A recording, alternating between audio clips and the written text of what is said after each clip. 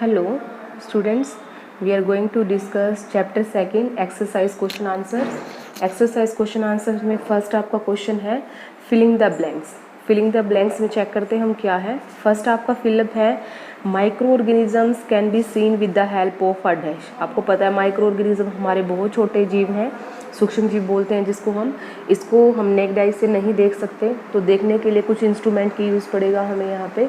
तो वो क्या है आपका माइक्रोस्कोप. आंसर चेक कीजिए यहाँ पे क्या लिखा हुआ आपका माइक्रोस्कोप. माइक्रोस्कोप की हेल्प से हम किसको ऑब्जर्व कर पाएंगे, माइक्रो ऑर्गेनिजम्स को. उसके बाद नेक्स्ट देखिए blue green algae fix direct dash directly from air to enhance fertility of the soil. जो ब्लू ग्रीन एल्गी है जैसे कि मैं आपको बता चुकी हूँ एक बैक्टीरिया ही है. ये किसको फिक्स करती है, नाइट्रोजन को. कहाँ से, डायरेक्टली कहाँ से, एयर से. और क्या करती है ये नाइट्रोजन कंपाउंड्स में कन्वर्ट करती है नाइट्रोजन को, और जिससे हमारी जो सोइल है उसकी फर्टिलिटी क्या हो जाती है, बढ़ जाती है. तो सोइल की फर्टिलिटी को कौन बढ़ाता है, हमारे blue green algae by the process of nitrogen fixation. तो यहाँ पे आपका आंसर क्या आएगा, नाइट्रोजन. क्या है इसका answer. Next part C, alcohol is produced with the help of dash. Alcohol को प्रोड्यूस करने के लिए आपको किसकी जरूरत पड़ती है, माइक्रो ऑर्गेनिज्म की. और वो माइक्रो ऑर्गेनिज्म कौन सा है, याद होगा आपको जब हमने चैप्टर डिस्कस किया तो हमने वहाँ पे यूज़ किया था यीस्ट. यीस्ट क्या है, एक तरह का माइक्रो ऑर्गेनिज्म है जिसको हम किसके अंदर ऐड करते हैं, शुगर के अंदर ऐड करते हैं और वाटर डाल देते हैं शुगर के अंदर. एक एक्टिविटी भी थी आपकी. और उससे जो कुछ टाइम के बाद 3-4 घंटे के बाद जब हम ऑब्जर्व करते हैं तो स्मेल के अंदर हमें चेंज नज़र आया था. और वो स्मेल के अंदर जो चेंज नज़र आया था वो किसकी वजह से था, प्रोडक्शन ऑफ एल्कोहल. क्योंकि यहाँ पे कौन सा प्रोसेस हुआ था, हमारा फर्मेंटेशन. तो alcohol is produce with the help of yeast भी लिख सकते हो आप, माइक्रो ऑर्गेनिज्म भी लिख सकते हो. नेक्स्ट देखिए cholera is caused by dash. Cholera किसकी वजह से होता है, कोलेरा इज अ डिजीज़. और जो किसकी वजह से होती है, बैक्टीरिया की वजह से. आप बीसी से याद रख लीजिए, बैक्टीरिया की वजह से कौन सी डिजीज़ है, कोलेरा डिजीज़ है. उसके बाद नेक्स्ट आपका क्वेश्चन नंबर 2. इसके अंदर आपको क्या करना है, टिक करना है करेक्ट आंसर को. तो चेक कीजिए फर्स्ट क्या है, yeast is used in the production of. अभी हमने पीछे क्वेश्चन में किया है कि यीस्ट का यूज़ करके हम क्या करते हैं, एल्कोहल का प्रोडक्शन करते हैं. तो इसका राइट आंसर क्या होगा, एल्कोहल.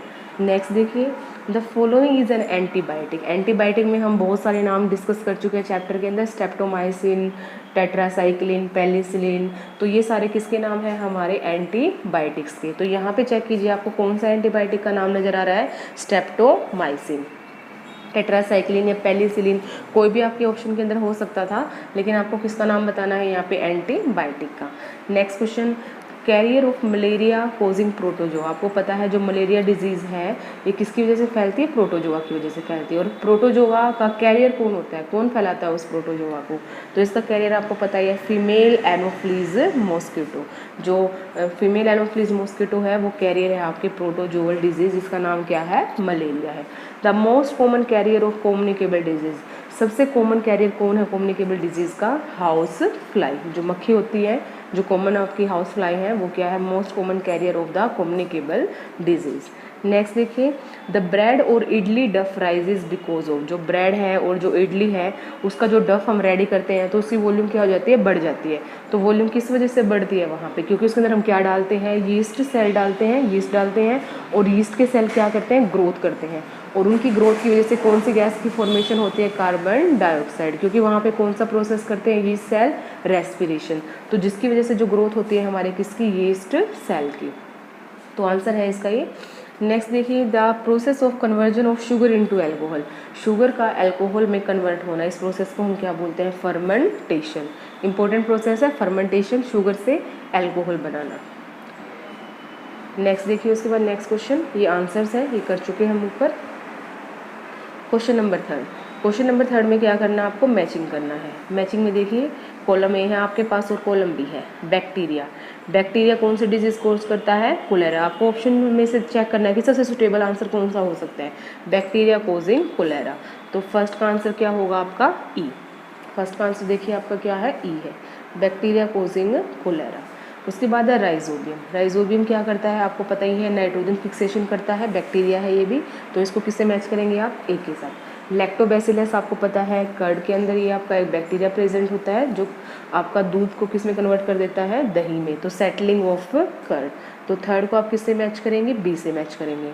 यीस्ट, यीस्ट क्या है आपकी एक तरह की फंगस है, और यीस्ट कहाँ पे यूज़ करते हैं हम, बेकिंग ऑफ ब्रेड, ब्रेड को बेक करने के लिए, तो इसको मैच कर देंगे हम सी से। प्रोटोजोआ, प्रोटोजोआ आपको पता है मलेरिया एक प्रोटोजोआ है, जो कि क्या होगा आपका एक डिजीज़ है आपकी मलेरिया, जो किसकी वजह से फैलेगी, प्रोटोजोआ की वजह से फैलेगी।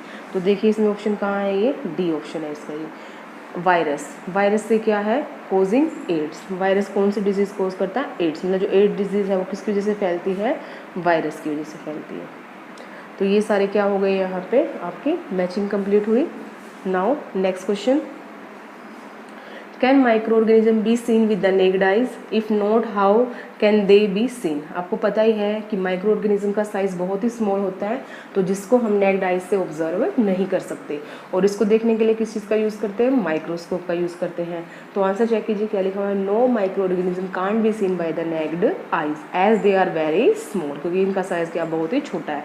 And a microbe and are called microbes, they can be seen with the help of microscope, इनको देखने के लिए हम किसका यूज़ करते हैं, माइक्रोस्कोप का।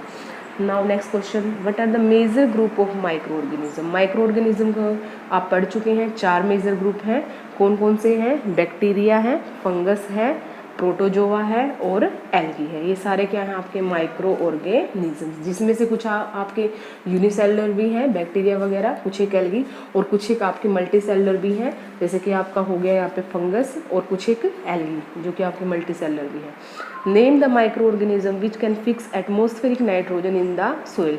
ये अभी हमने नाइट्रोजन फिक्सेशन का जो टॉपिक किया था उसके अंदर डिस्कस कर रखा है हमने, कि जो हमारे एटमॉस्फेरिक नाइट्रोजन है उसको सोइल के अंदर फिक्स कौन करवाता है, हमारा बैक्टीरिया करवाता है, और उस बैक्टीरिया का नाम क्या है, राइजोबियम। और राइजोबियम के अलावा दूसरा बैक्टीरिया कौन सा है, ब्लू ग्रीन एल्गी, जो कि क्या करता है, एटमॉस्फेरिक नाइट्रोजन को किसके अंदर कन्वर्ट कर देता है, यूजेबल फॉर्म, और वो यूजेबल फॉर्म को यूज़ कौन कर लेगा, हमारे प्लांट यूज़ कर लेंगे, और प्लांट उसको यूज़ करके क्या करेंगे, प्रोटीन की फॉर्मेशन करेंगे और प्रोटीन से रिलेटेड कंपाउंड्स बनाएंगे।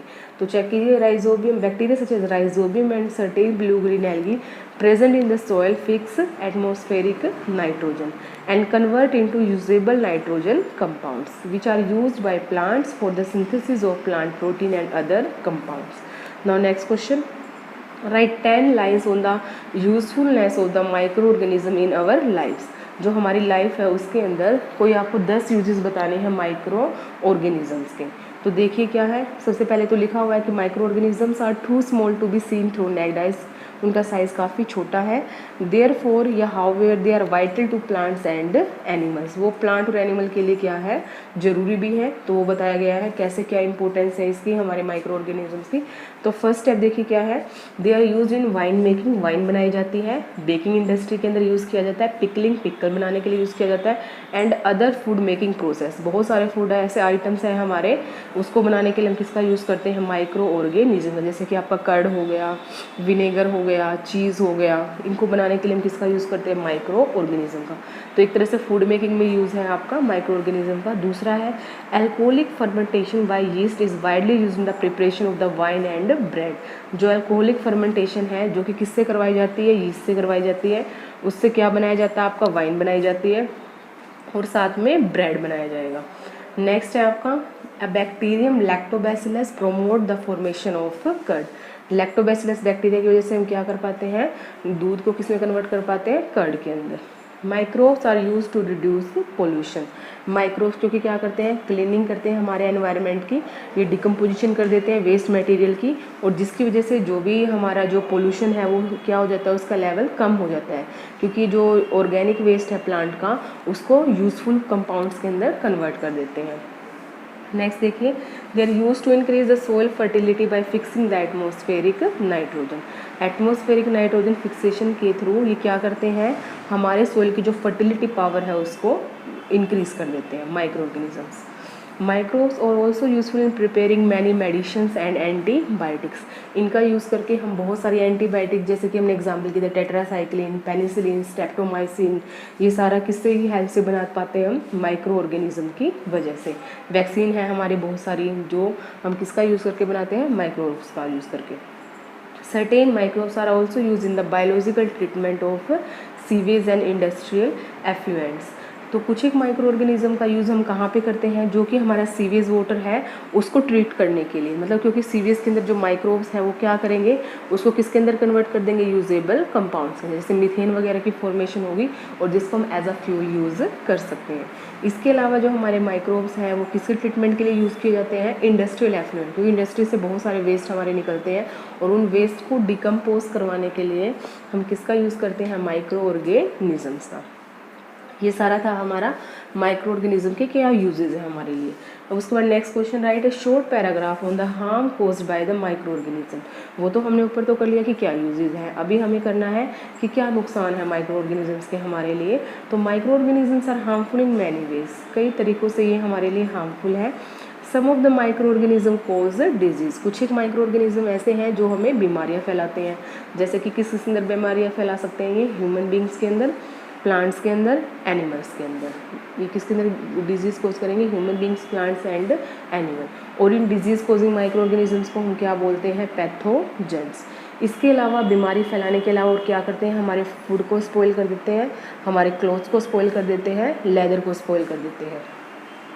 सम of the common diseases affected humans are, अब डिजीज़ की बात की गई है, कौन कौन सी डिजीज़ कोज करते हैं हमें, कोलेरा हो गया, कॉमन कोल्ड हो गया, चिकन पॉक्स हो गया, ट्यूबरक्लोसिस हो गया, या फिर पोलियो हो गया। तो बहुत सारी ऐसी डिजीज़ हैं जो कि कौन करता है, हमारा उसका जो एजेंट है वो क्या है, हमारे microorganisms. Several microorganism don't only cause disease in human but also in animals.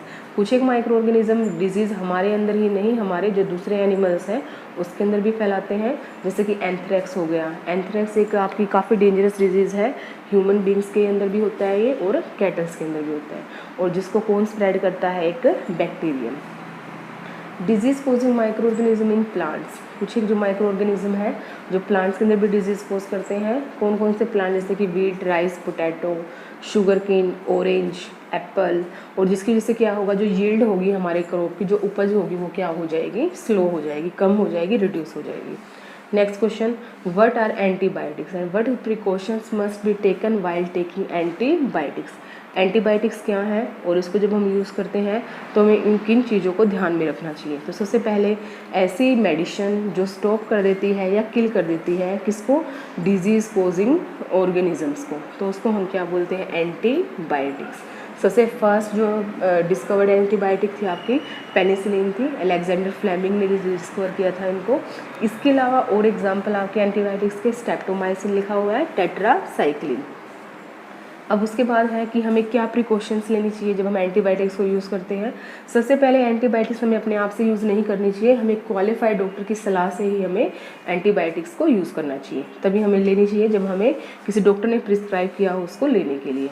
One must finish the course prescribe by the doctor, जितना हमें बोला गया है, कोर्स बोला गया है 3 दिन के लिए, 4 दिन के लिए, जितना भी हमें बोला गया है तो हमें उसको क्या करना चाहिए, कंप्लीट कोर्स करना चाहिए एंटीबायोटिक्स का।